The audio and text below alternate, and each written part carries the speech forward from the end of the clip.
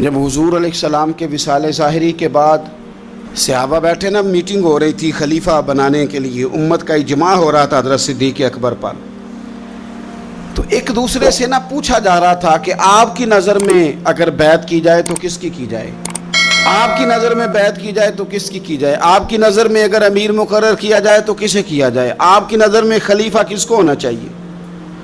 تو امت کا اجماع جناب صدیق اکبر کی طرف تھا، تو حضرت صدیق اکبر سے پوچھا گیا آپ بتائیے اگر آپ بیعت کریں گے تو کس کی کریں گے؟ تو حضرت صدیق اکبر نے کہا دو لوگوں کی، اگر حضرت عمر کو آگے لگاؤ گے تو پھر بھی میں بیعت کر لوں گا، اور اگر ابو عبیدہ بن جراح کو آگے لگاؤ گے تو میں پھر بھی بیعت کر لوں گا، میں ان دونوں کی بیعت کرنے کو تیار ہوں۔ یار اتنا بڑا آدمی، کتنی کو کتابیں لکھی جانی چاہیے تھی، کتنے کو دن منانے جانے چاہیے تھے، کتنے کو ان کے نام ہمیں خطبے کرنے چاہیے تھے، کتنے کو تذکار ان ہستیوں کے ہونے چاہیے تھے۔ حضرت عمر فاروق رضی اللہ تعالیٰ عنہ کا وصال ہو رہا ہے، چونکہ جناب ابو عبیدہ بن جراح رضی اللہ تعالیٰ عنہ پہلے وصال فرما گئے تھے، تو جناب عمر فاروق رضی اللہ تعالیٰ عنہ کا وصال ہو رہا ہے۔ کسی نے کہا کسی کو خلیفہ نامزد کر دیں، فرمایا 6 لوگوں کی میں نے کمیٹی بنا لی ہے، کسی کو بنا لینا۔ ہاں اگر آج ابو عبیدہ بن جراح ہوتے تو پھر میں کمیٹی نہ بناتا، پھر میں ان کو امیر بناتا، اور اگر رب مجھ سے پوچھتا کہ عمر کس کو امیر بنا کے آئے ہو تو میں کہتا اے اللہ جسے تیرے نبی کریم نے امین فرمایا تھا انہیں میں امیر بنا آیا ہوں۔ اتنے بڑی شخصیات، اتنے بڑے نام، اتنا بڑا مرتبہ، اور پھر 2 ہجرتیں کی حضرت ابو عبیدہ نے، حبشہ بھی گئے، مدینہ بھی آئے، ہر جہاد میں شامل ہوئے، اور عشق کے امتحان دینے کی باری آئے تو سب سے پہلے دیے۔ زرہ کی 2 کڑیاں ٹوٹ کے احد کے میدان میں حضور کے رخساروں میں پیوست ہو گئی تھیں، دوڑ کے آئے حضرت ابو عبیدہ، اور ایک کڑی اتاری، اپنے دانت سے زور سے کھینچی تو ایک دانت ٹوٹ گیا، پھر دوسری کڑی زور سے نکالی حضور کے رخسار نور سے تو دوسرا دانت ٹوٹ گیا، لیکن حضور کی تکلیف برداشت نہیں کر سکے۔ عجیب امتحان لیا ان کی محبت نے بھی، عجیب امتحان لیا۔ اعظم بلا سے اپنی وہ ہستی ہی کیوں نہ ہو، جو چیز اس کی راہ میں حائل ہو پھونک دو۔ عجیب امتحان لیا۔ احد کے میدان میں ان کے والد ان کے مقابلے میں آ گئے تھے۔ یہاں تو مقابلہ ہوتا ہے نا دولت اور دین کا، تو لوگ کمزوری دکھا جاتے ہیں، وطن اور دین کا تو لوگ کمزوری دکھا جاتے ہیں۔ یہاں تو مقابلہ ہوتا ہے نا ہمارا اپنے نفس کی خواہشات اور دین کا، تو غلبہ کچھ اور چیزیں لے جاتی ہیں، لیکن سامنے باپ ہے اور اس طرف دین ہے، حضور کی محبت ہے، نبی پاک کی غلامی ہے، مقابلہ ہو رہا ہے، قبول کس کو کرنا ہے؟ تو حضرت ابو عبیدہ نے پھر فیصلہ کیا، میدان احد میں تلوار اٹھائی اور باپ کی گردن کاٹ کے پھینک کے لوگوں کو بتایا کہ کائنات میں ہم سب سے بڑھ کے پیار کرتے ہیں تو مدینے والے محبوب سے کرتے ہیں۔ اتار دی گردن باپ کی۔ حضرت ابو عبیدہ بن جراح رضی اللہ تعالیٰ عنہ نے اس طرح قربانیاں پیش کیں۔ میدان کے آدمی تھے، میدان میں رہے، ساری زندگی میدان میں رہے، لشکروں کی قیادت کی ساری زندگی۔ حضرت ابو بکر صدیق رضی اللہ تعالیٰ عنہ نے ان کو جہاد کے لیے بھیج دیا تھا۔ حضرت عمر کا بڑا اعتماد رہا۔ دوستی کس سے تھی؟ حضرت معاذ بن جبل سے۔ گہرے دوست کون تھے؟ حضرت خالد بن ولید۔ ان لوگوں سے گہری دوستی تھی۔ سادہ بود و باشت، سادہ کھانا، سادہ اٹھنا بیٹھنا، سادہ مزاج۔ حضرت عمر فاروق رضی اللہ تعالیٰ عنہ ملک شام گئے، یہ بھی ملک شام میں تھے۔ جناب عمر فاروق کے مزاج میں جلال تھا۔ آپ نے کچھ لوگوں کو دیکھا جنہوں نے زرق برق لباس پہن لیے، بڑے بڑے عالی شان بنگلے بنا لیے، بڑے بڑے گھروں میں رہنے لگے، تو حضرت عمر کو اتنا جلال آیا کہ زمین پر اتر کے نا سنگریزے اٹھا کے تو لوگوں کو مارتے تھے۔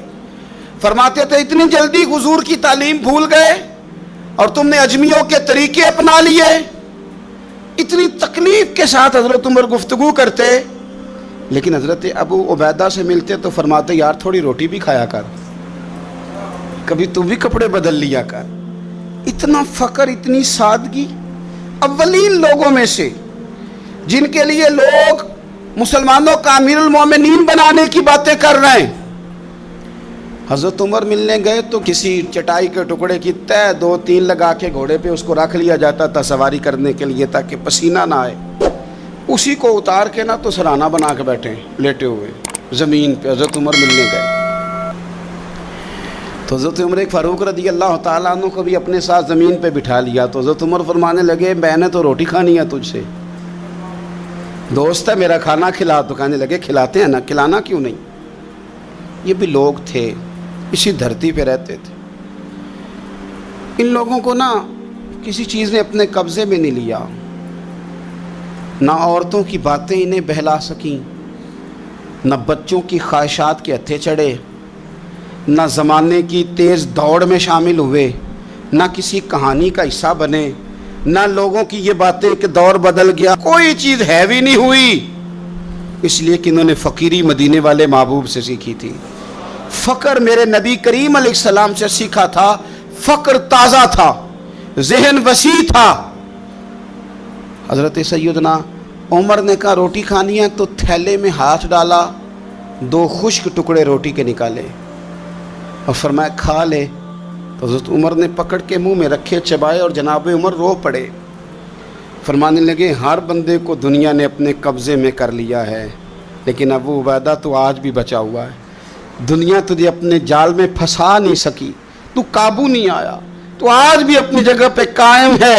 تو وہیں کھڑا ہے جہاں مدینے والے محبوب نے ہمیں کھڑا کیا، تو وہیں کھڑا ہے یار. اتنے حسین آدمی، اتنا بڑا نام، اتنا بڑا قد، اتنا بڑا کردار، اتنا بڑا حسن. ہزاروں کی فوج کے سپہ سالار ہیں. اگر میں کہہ دوں چیف آف آرمی سٹاف ہیں، میرا خیال ہے میری بات غلط نہ ہوگی. اتنی بڑی فوج کے سپہ سالار، اور اس فوج کے سپہ سالار جس میں کئی دفعہ سپاہی بن کے حضرت خالد بن ولید بھی لڑائی کر رہے ہیں. اتنی بڑی فوج کو کمان کرتے ہیں. لباس وہی سادہ، غذا وہی سادہ، انداز وہی. رومی بہت بڑی طاقت سمجھتے تھے اپنے آپ کو. جناب عمر کے زمانے میں ان کے خلاف لشکر کشی ہوئی. امیر کون ہے؟ حضرت ابو عبیدہ. ہاتھ میں تلوار پکڑی، گھوڑے پہ بیٹھے چلے گئے، محاصرہ کر لیا رومیوں کا، گھیر لیا. اب رومیوں نے کچھ تھوڑی سی مزاحمت کرنے کی کوشش کی، باہر آئے لیکن کچھ بھی نہ ہو سکا، منہ کی کھا کے واپس اندر چلے گئے.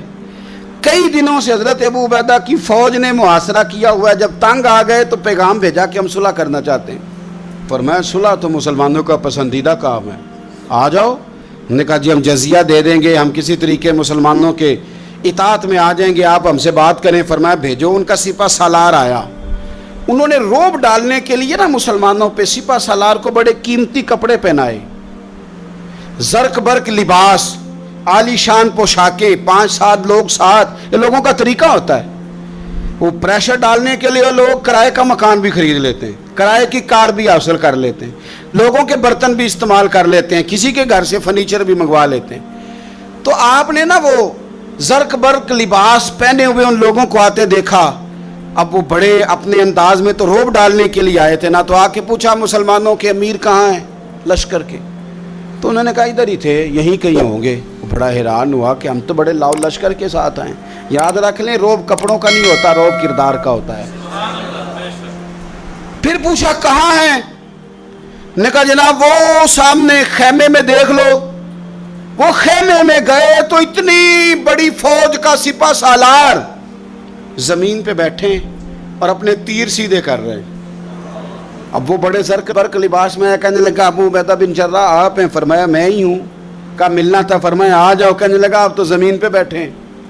تو آپ فرمانے لگے ہمارے بزرگ زمین پہ ہی چلتے تھے، زمین پہ ہی بیٹھتے تھے، زمین پہ ہی کھاتے تھے، نیند آتی تھی تو زمین پہ ہی سو جاتے تھے.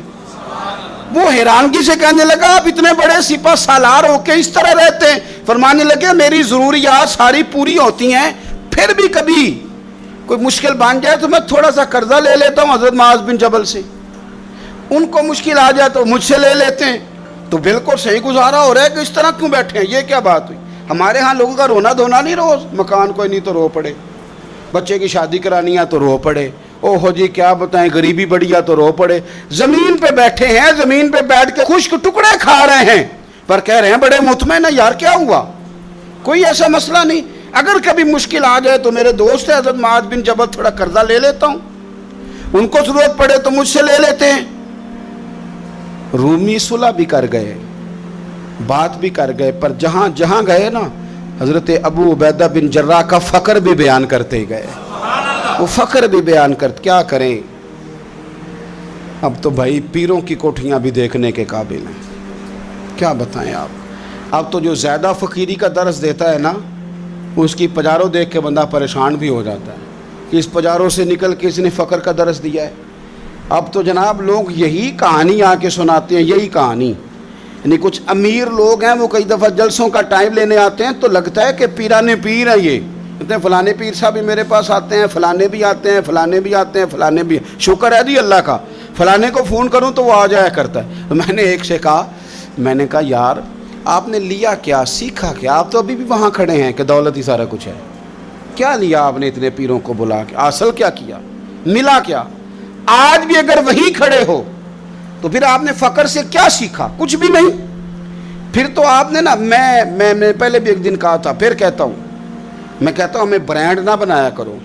خدا را مشہور آدمی سمجھ کے دعوت نہ دو، دین کا خادم سمجھ کے دعوت دو. ایسا کام نہ کرو کہ فلانا بندہ بڑا مشہور ہے تو اس کو دعوت دے.